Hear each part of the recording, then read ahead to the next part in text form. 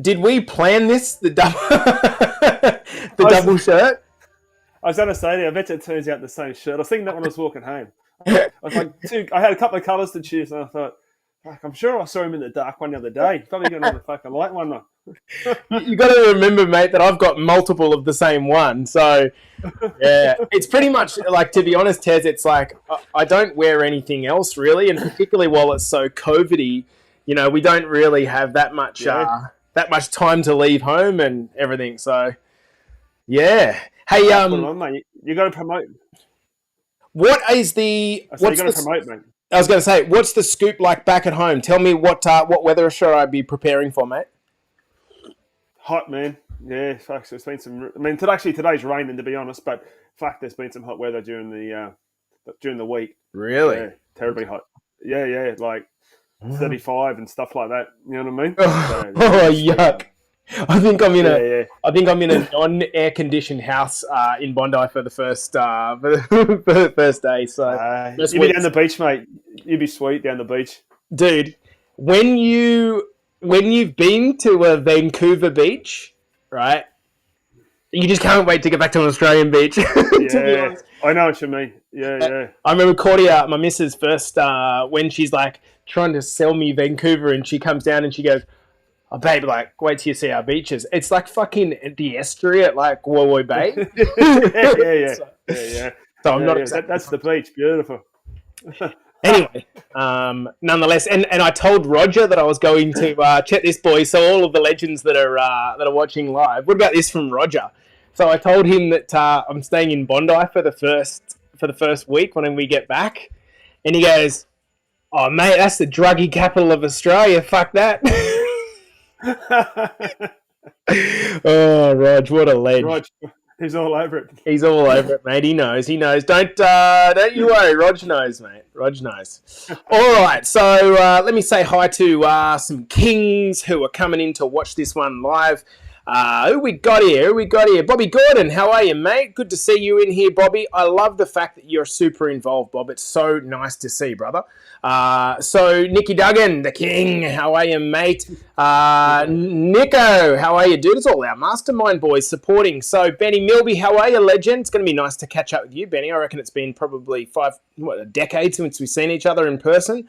Danny Troutman. Danny, I hope to hell that you and Trav can somehow organise to come down for our meetup, mate, because I'd really love to give you guys a cuddle. Jimmy Norval, how are you, dude? Travie, look at Travie in his Panthers jersey, love it. Renee, good morning, girl. I hope you are fantastically well. Mr. Bergman, speaking of cold, mate, I'm complaining and it's 1 degree here, and Mike's like minus 30. So I've got nothing Crazy, to speak mate. of. Mate, who lives there? Anyway, we're going to keep going. So, good morning, Joanne. How are you, doll? Hopefully you are well. Thanks for tuning into all the podcasts that you do, Joe. And we've got Denise here from Scotland. I love it. Cause is here, of course, the evergreen Cause, the other Benjamin Button of our academy. We got Chris here. We got Abby here. We got Mick Forster here. We got Mitch here. And you know what, guys? I'm going to get started. Good morning, Edo. How are you, brother? Let's get stuck into today's episode. All right. We're doing it, Taz. You good to go, mate? Yeah, go for it, brother. Lovely. On the count of 5, 4, 3, 2, and 1. Welcome back to the Better Body Academy podcast. As you know, this is the podcast you come to when you're sick of dumb diets, stupid, unsustainable workout programs, and in today's episode, I'm joined by someone I respect highly, not because of the fact that he's done an incredible transformation, but because of the fact that he's just a really fucking nice guy, actually. And he shares his love on a daily basis. It's our Benjamin Button of the Academy, Mr. Terry Dorian. How are you, Tez? Thanks, mate. Good to see you. Good introduction or what, mate? You feeling powerful? Oh, yeah. Well, mate, Yeah, you better... great. Feeling great. Dude, you better put on a show because you got 25 people watching live and then about 1,500 people a month that listen to the podcast. So it's really quite cool. No pressure. No pressure at all. Were you feeling nervous out of interest, Tez? Yeah, definitely. I've always had a fear of public speaking, but I'm over the last year, I'm really working on that, to be honest. Yep. Through Mastermind and what have you, it's given me a lot more confidence for sure. Yeah. We've got people in the comments calling for the shirt to come off, mate. So maybe, maybe at the end we might do that. The mastermind boys are calling it. Exactly. So look, testament to the fact that this is the man that Tez has become. When I asked him would he like to come on the podcast, I did detect a little bit of resistance there, as I'll do it for you, Jace. But actually, this podcast is as much for the person as it is for the audience. I think that continuing to push towards things that are uncomfortable is winning. I remember, Tez, when probably reverse 10 years ago, I can remember you stuttered quite a lot, right? And that seems to have kind of disappeared as you've become more inner confident, dude. Tell me about that. Yeah, definitely. Like I say, it's definitely like most of the guys you know when they speak to me that I don't shut up, right? Yep. So Yep. once I know you, I'm quite a confident person in that respect, and the tone just flows. But it's when I first meet people, I have that I had that fear of being judged, I suppose. So that then lends itself to the fear of public speaking, and just even meeting people in general. You know what I mean? But now I've learned over the last year it's not to worry about what people think about me. You know what I mean? And that's come through the whole transformation process, and so that's just given me the confidence to be able to sit here now and just speak how I am, basically. I love that so much, and we actually cover that content in the mastermind. The idea about identity and how you think people view you, and how you view yourself. And if there is fragmentation between how you think people view you and how you view yourself, you're always going to end up self-sabotaging. So how have you come to the point, Tez, where that is subsiding a little bit? Like how have you kind of let that go? The social phobia of what people think of you. Because I think it's all pervasive. Well, I get actually, it's funny to say. I think a lot of that has come through actually working out in a gym, because straight away, my greatest fear. I've never been in the gym in my life. I've never worked out once. And people say, 20 years ago I did this or whatever. I just never did, because again, fear of going into a gym would be, of someone seeing me do something. But just from doing the working out in there and realizing, it doesn't matter what people perceive me to be or anything. I'm just going to be me in there, which then is sort of transferred to outside, where now I just don't take the crap anymore. I don't worry about it. I don't care what people think of me, and that comes even down to family, to be honest. Situations I had there, even just over Christmas time. It's like, what? I don't need you to treat me like that and judge me anymore. I just move on, and I am who I am now, and that's me. Dude, that's what a great and powerful place to arrive at, where you kind of comfortably in your own skin. You have good awareness of who you are, and you're not as susceptible. I mean, we're all always going to be influenced, but we're not as susceptible to externals. And I think this is a really powerful way to start this chat, mate. But let's go back to, let's say, maybe 9 months ago, a year ago. It's getting close to a year now. Yeah. So if you can tell our listeners who don't know you, how old are you? What's your living conversation? What do you do for work? Have you got any kids? Okay, no worries. Yeah, so I'm actually turning 50 this year. I live in Leichhardt in Sydney with my wife, and I got a 5-year-old son. So he was my original driving motivation for it. Work-wise, I'm a Sparky, so quite active, and so luckily enough, that's being a Sparky and moving around. I imagine I would have been twice as big as what I was if I didn't have the job that I do. Basically, yeah. When we go back to where you were, like you mentioned that your son was your kind of driving start point, your why. So what sort of state were you in, a year ago, or maybe let's call it 2 years ago? What was the kind of status quo? Oh, mate. So I used to, my weight wise, I guess I've been chubby my whole life. Really, I mean, obviously done the dumb diets up and down, but generally I'd always sit at around sort of 93 kilos, something like that, 94 maybe. Mm-hmm.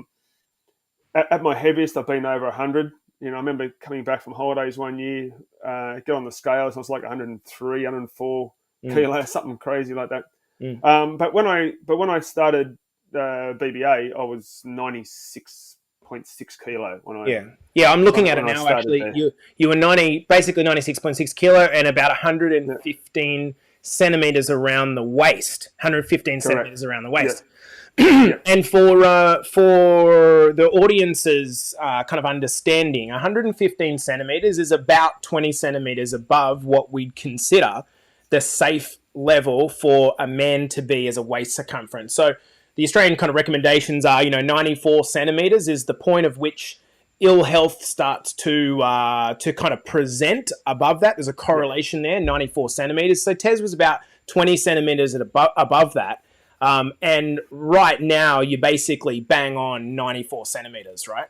Correct. Yeah, I got down to around the 89, 90, but actually over the Christmas break, I've only just gone back to work after 5 weeks, and I took a conscious choice over the Christmas break not to eat poorly, but just not to track 100% what I was eating. So I'd still try and eat healthy, but then there was also meeting lots of friends and what have you. There's been plenty of beers and the odd bad meal. And I tell you what, just by not tracking and what have you, that's where the extra 3 or 4 centimeters has come on over that sort of 5 week period. So it goes back to show that you definitely can't outrun a bad diet, right? You know what I mean?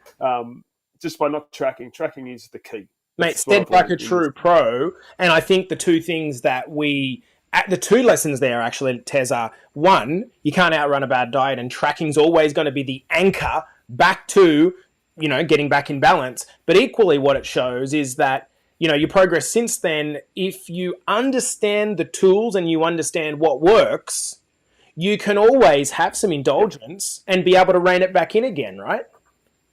100%. 100%, mate, yeah. I love that. Okay, so what was the reason you were originally started? So I tell people that I am an older dad, because in my eyes I am, whether that's true or not. I feel like an older dad having my first child at 38, I think I was. My brother has, 5 kids and he's 37 or something like that. Yeah. Crazy. So talk to me about the feeling of kind of like having a kid. So you would have been 45, 46? 44. Right. Yeah, 40. 44, because the young fellow will be 60 this year. So I was 44, which actually I never envisaged having children at 44. I don't think anyone probably does. I had a previous life, I suppose you'd call it, where I've already helped raise children and even grandchildren. And, for various reasons, that relationship broke up. That's back in, I don't know now, 2011 maybe or something. Anyway, met my present wife and obviously had a child, and it's changed my life forever, without a doubt. And it's one of the greatest things that could ever happen to me, to be honest. And so we're having a child at 44, and the wife was about 40, going on 41 at the time. And you sit down and you think to yourself, well, in 40 years' time, what age am I going to make that age? Like, I don't want to leave my son. Like, you sort of hope that he gets his own family and all that sort of stuff by the time, but he is an only child. So that was my driving inspiration, was to get there and make sure that I'm a part of his life for as long as I could. That was the reason I started. So he's like, but I didn't know how to start, I guess was the biggest challenge. And then, I mean, I've obviously knowing you for many years, I've been following all the transformations in the group, and I'd look at those things and wish I could do that kind of thing. I wish I was young enough to be able to do that, or the confidence to do it. And as you know, the driving thing that made me change was I saw the transformation of Alan Williams, right? And for the people that don't know, Al was pushing about 60, I think, at the time. And the transformation that guy had was just amazing. And I'm sitting here thinking to myself, well, hang on a minute. If a guy that is that age can do it, well, what the bloody hell am I doing? You know what I mean? Well, and and that's when I reached out to you, basically, and yeah, the rest is history, really. It's really interesting, Tez, because at that point in time, I'd always known you as a like a kind of like a happy-go-lucky dude, and you just like, you know, whatever, and like I didn't ever see you as someone that would like go out and grab it by the nuts, right? But more than anyone, I think that I've ever worked with, you know, and I always talk about the Oracle, John Timmons. He's hard to compete with, but you know, you have just really grabbed this by the nuts. 20 kilograms down, 20 centimeters off the waist circumference, like, and one of the things that I've noticed more than really anyone is you have embraced the plan, you followed the plan, you stick to the plan, and you were really fucking consistent, like unbelievably consistent at 4:30, 5 o'clock in the morning with posting. So why are you posting? Like, because there's a lot of people that are going to listen to this and watch this from our academy, and one of the challenges that I've got, and it annoys the shit out of me, is you have to get involved in the group. Why do you do it? Yeah, well, definitely did it for the accountability, 100% at the start. And even now, it still keeps me accountable. I'm literally up at 3:30 in the morning to hit the gym. You know what I mean? That's how I found my time to fit family life in and stuff. People used to tell me they struggle for time. Well, you just make the time. You know, it's simple as that. I don't believe that there's 24 hours in a day. You're looking for an hour. You know, you do it. But getting back to the posting and stuff. The accountability of it originally, and you know, we're all different, but to see someone like your stuff and make a comment, yeah, well, I like that feeling, and it drives me to keep going. But I've come to realise now, after being in the academy for the best part of a year, that I'm actually also inspiring other people to do it. Well, you know, and people tell me that, and I do see it, and I figure, well, if I'm up at this time and I can put that I'm in the gym at 4 o'clock in the morning, and then someone else wakes up, say 5, and they're thinking, oh, shit, I don't really feel it today. But everyone grabs their phone as soon as they wake up, right? We just do. And all of a sudden, if they see, shit, look at this bloke, he's in the gym, well, I'll get off my ass and off I'll go as well. Guys, if you were watching live, that's my way of thinking. If you were watching live and like that strikes a bell with you, I want you to put some fire in the fucking comments, because that is the mark of a leader. Someone who moves from being very needing maybe some externalization of momentum to actually thinking, you know what, I've got out of this, so I'm going to give back and I'm going to try to set a standard, not because I'm getting paid to do it, but because I think it's my role now as someone who can inspire. Dude, that is like super fucking powerful. How many hours do you sleep on average? Because you train 4 or 5 days a week, right? So can you talk us through, like, run us like very quickly through a schedule? So you get up at 3:30. So I'm on a 6-day a week program working out, right? So what I try and do now, depending on what's happening with my life, is I try and have Wednesdays off. So that way I do get a little sleep in during the week. So I'm an early riser. Let's get that to start with. My whole life I've been an early riser. So I mean, if like on a weekend, if I was lying in bed at 7 o'clock, I would just feel guilty. Do you know what I mean? Like I've wasted half a day at 7 a.m. in the morning. That's just that's how I feel, right? And like being a Sparky for 30 years, I've always been up at 5 o'clock to go to work. So to get up at 3:30, it's not that much earlier, but I mean it is. But I need 6 hours sleep. If I get 6 to 6.5 hours sleep, I can function fine. So you're in bed by like what, 9, 10 o'clock? Yeah, between 9 and 9:30, I go to sleep. I've been getting up, depending on what program I'm on, sort of either 3:15 or 3:30. Straight up to the gym. It's only around the corner here, like a minute away. Guys, can I just stop Tez here? Like I want you to listen to this. Like, let's stop here and call this out for what it is, right? This guy had a strong enough why, which originally was his son. I suspect that it's moved on from that a little bit now. So we'll talk Oh, about that in a 100%. moment. Yeah. Yeah, let's talk about that in a moment. But the why was strong enough, so he created time and now gets up as a nearly 50-year-old man and trains at 3:30, 4 o'clock in the morning, and then talks it down here. Like, my gosh, I don't train at that time of the morning, and it, it's going to be challenging during winter. I can't wait to see you continue to do it. How has your why shifted over time? Yeah, well, yeah, definitely. Like I say, it was all about my son Harvey, right? 100%. But as the years moved on, and you see what the transformation. Like I never expected. Like I expected to lose weight, but um, I'm loving the fact that I'm building muscle for the first time in my life, and that's my why now is to be a healthier me. It's just all for me now. And by becoming a better me, then makes me a better father and a better husband because I'm healthier, I'm happier.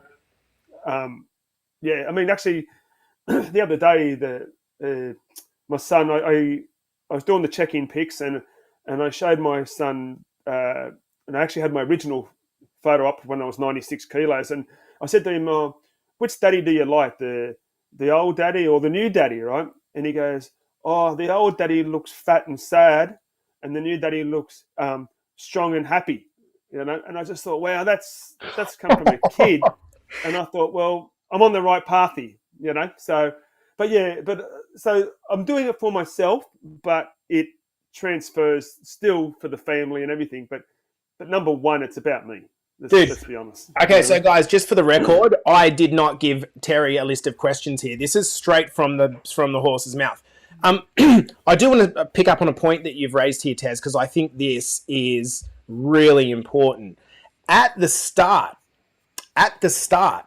being motivated in any transformation, if you're at home and you're listening to this and you want to transform, I think external motivation, like your kids, I think external motivation, like the fact that you want to impress your partner, that, whatever the reason is that you want to do it for something other than yourself, is very, very good to get you started. It's good to create momentum and create leverage. So Tez needed a way from clutch starting his broken down old car and actually getting it moving again, right? And his son was the answer. And I think that's perfect. But at a certain point, when you've been doing this for, a couple of weeks and the shiny object syndrome typically comes in and you look outside and it's raining and you're just like, I don't want to get out of bed. You're not going to get out of bed for your kid.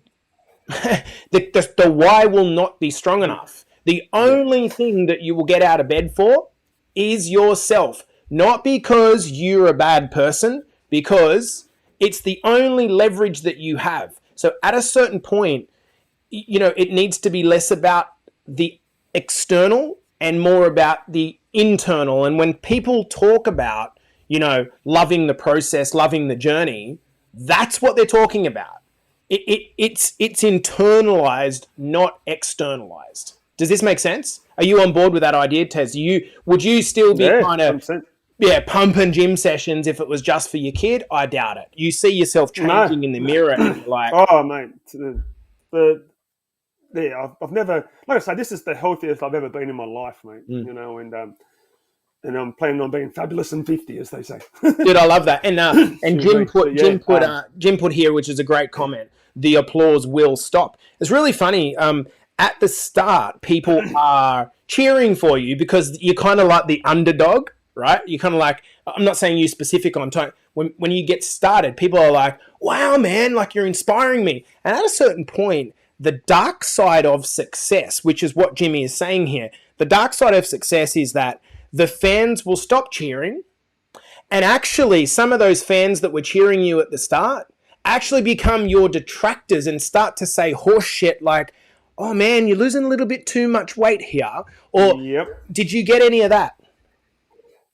Yes, 100%. I had it from the family, which it pissed me off at Christmas basically, but it made me realise that I don't need them. And the fact was, so being the chubbier guy, I've always been the brunt of jokes in my family, right? Without a doubt, you got a Christmas party, a family party, whatever it is, and you got the shirt off and you want to go for a swim, and you're this fat guy, and you'd cop the jokes.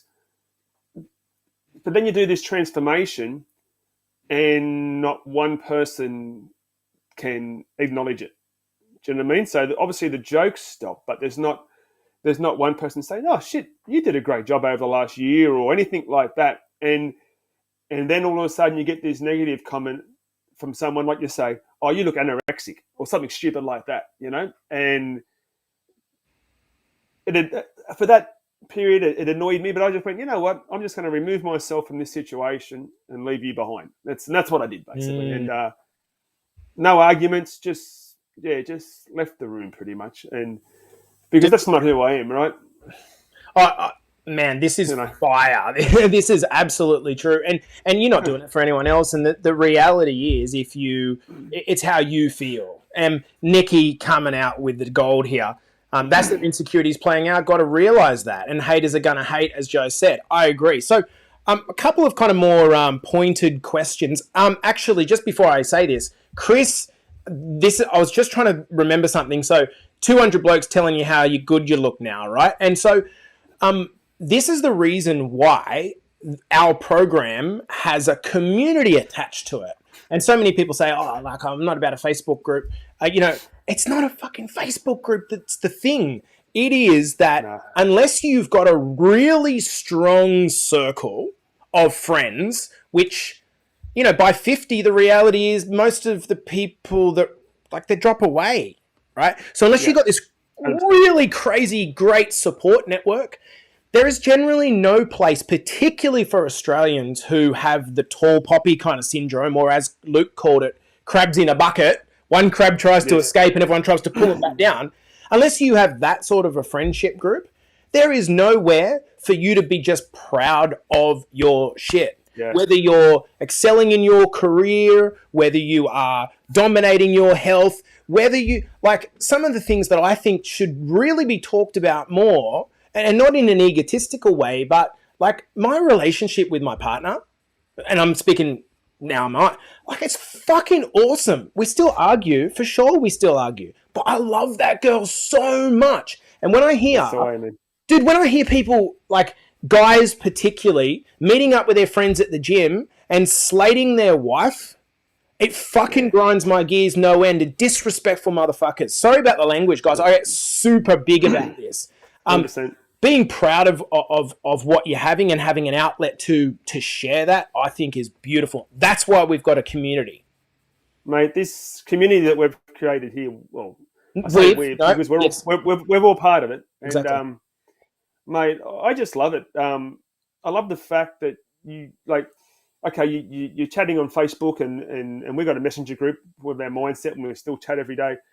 But for me, it's the fact I don't know, maybe a month or so back there, and I went to the Central Coast and I just post on the group, "Hey boys, I'm going to go for a stomp 6:30 in the morning. Anyone want to join me?" And all of a sudden there's 5 or 6 guys turn up, to come for a stomp, and they're guys that I didn't know previously to the group, right? And then you can you can do your hour stomp or whatever for an hour, and obviously with me I don't shut up, so it's talking the whole time, and it's just an awesome feeling, you just meet these boys. At Christmas time, I went to Queensland, so I did a stop on the way into Toowoomba and met up with Edo. First time Edo, had dinner at Edo's house, beers, awesome occasion. Dude, in a world where we do the COVID stuff going on and mental health through the roof, having a support network is the thing. I can't say who it actually is, but someone's given us can we do a welfare check on Tez? First time not in a long time. Is he okay? I might just ask maybe one final... roll the sleeves up? Oh, mate, so good. I might just ask one final question. Now, I will say, if you want me to ask Tez a question, please let me know in the comments if you want me to ask Tez a question. One of your boys here, Ryan, says, this guy is an excellent Sparky too. Nice one, Rhino. So I'm going to ask Tez one more question, and it's your time if you want to ask something. to pop it in the comments, and I will ask Tez on your behalf. Dude, how did you deal with that as a 48-year-old guy? Talk us through the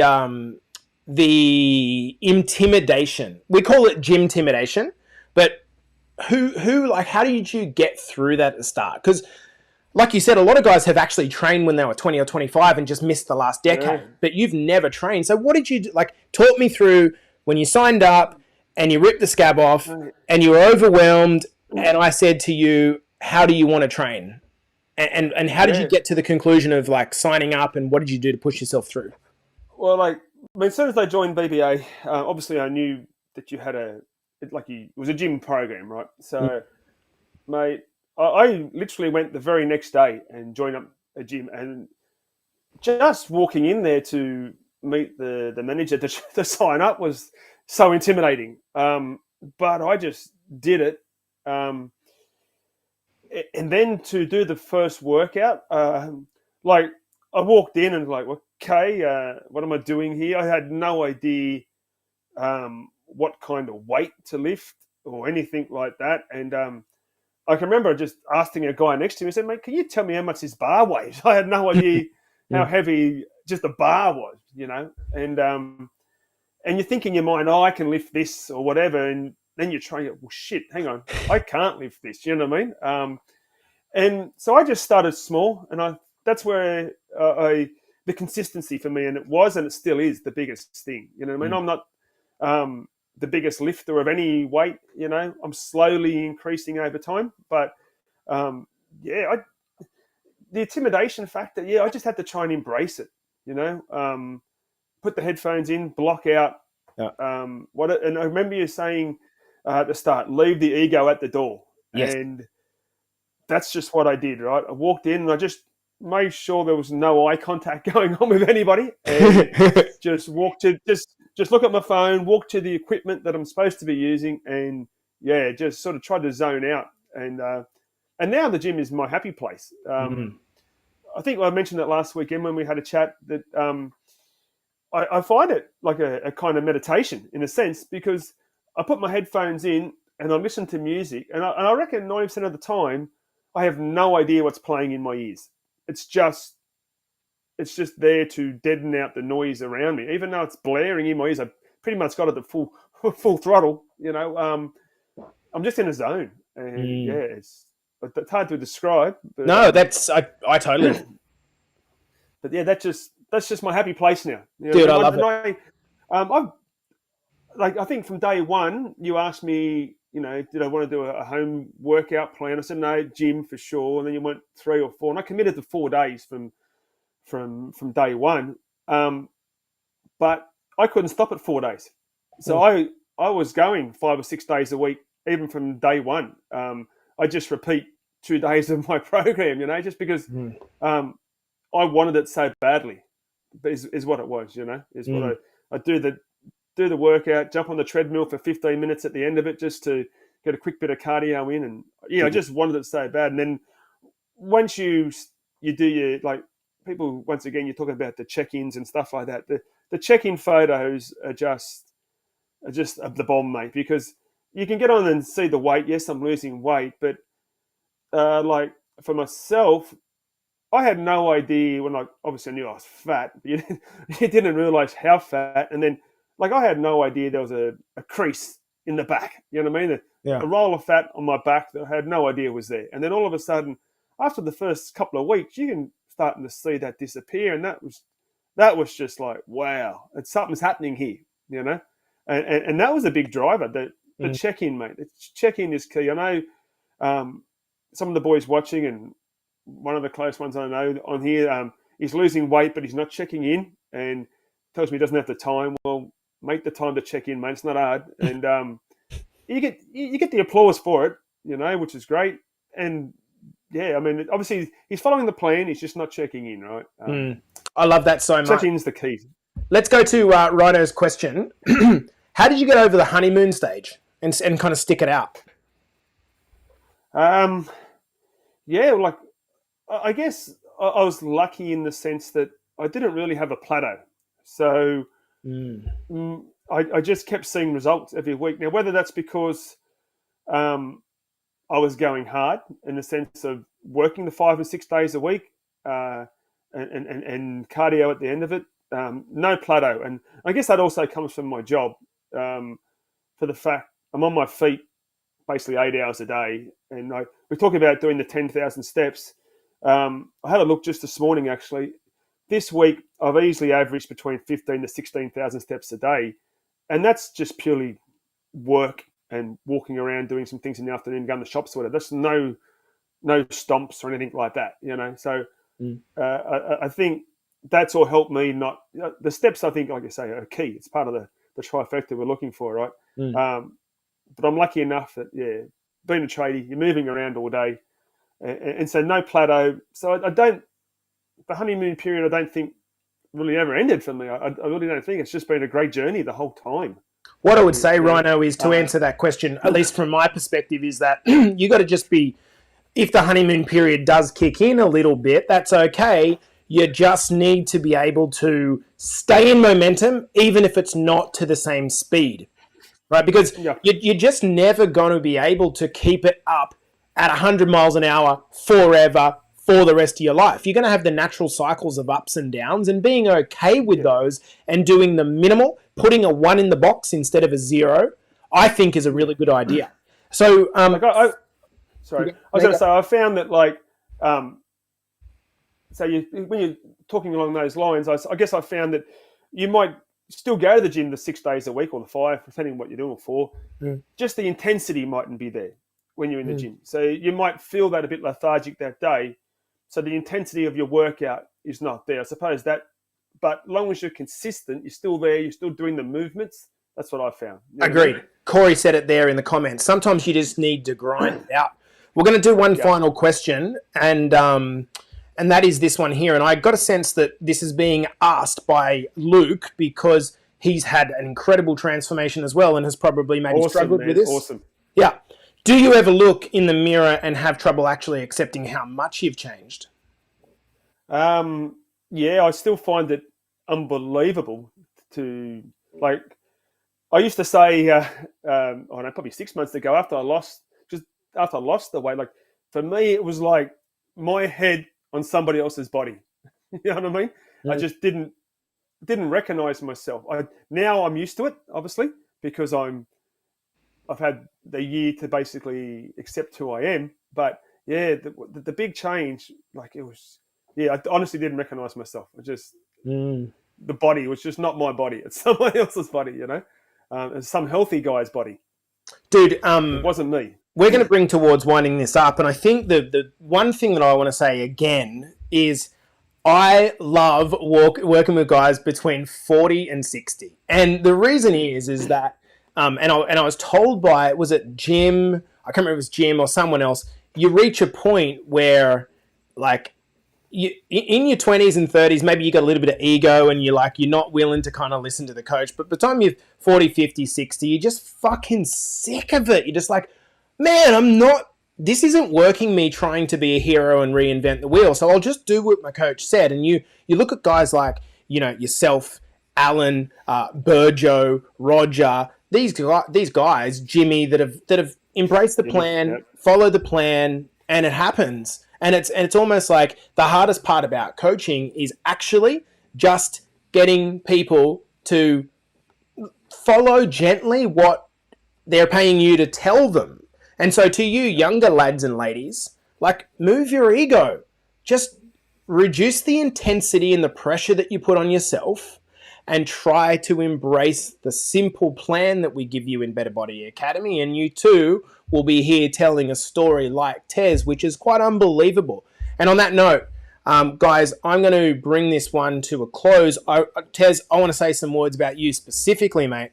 I knew you, let's say 15 years ago, probably never really stayed in a huge amount of contact, but transformation is for me, it's very, very inspiring. And sometimes emotionally, I get bogged down by not seeing other sort of guys that are doing it a bit harder. I'm like, oh man, but if I spend so much time worrying about that, and it detracts from success stories like this, of which there's been endless amounts of them. And it's just like, to any dude that's 50 years old that's watching this and sitting at home and saying like, oh, yeah, exactly like you were, man. I'd like just watching the passing parade, just watching it. Yes. You don't need to watch. We're not going to come in and make you go to the gym. We're not going to come in and put you on a diet. We're going to come in and say, let's find something that works for you, that is sustainable for you to do for the rest of your life, not the rest of the week. Because if it's for the rest of the week, it's not going to last. And you have been testament to this. I also want to say thank you, Tez, because, more than everything, you endorse your experience, and a number of people have joined our academy off the back of your transformation. I suspect that might be a few more after this chat. I think this has been probably the best podcast episode that we've ever done. So on that note, any final words that you'd like to say, mate, before we close this one up? Mate, I just want to thank yourself and all the guys in the academy just for help changing my life. Without you all, I'd still be that fat guy on the couch. And now I'm a healthy man, looking forward to being 50 and the rest of my life. So thanks, mate. That's my gosh. All right. Well, I'm not going to put you on the spot. I'm going to close out. But if you do want to rip the shirt off for the fans, mate, I will let you. Guys, I think I'll pass. You'll pass. Oh, I like it, mate. Guys, this has been the Better Body Academy podcast with our star client, the King, Terry Holden. Very motivating, mate. Thank you for coming on and joining us. Thanks, and guys, we'll see you in the next episode. Cheers, everyone.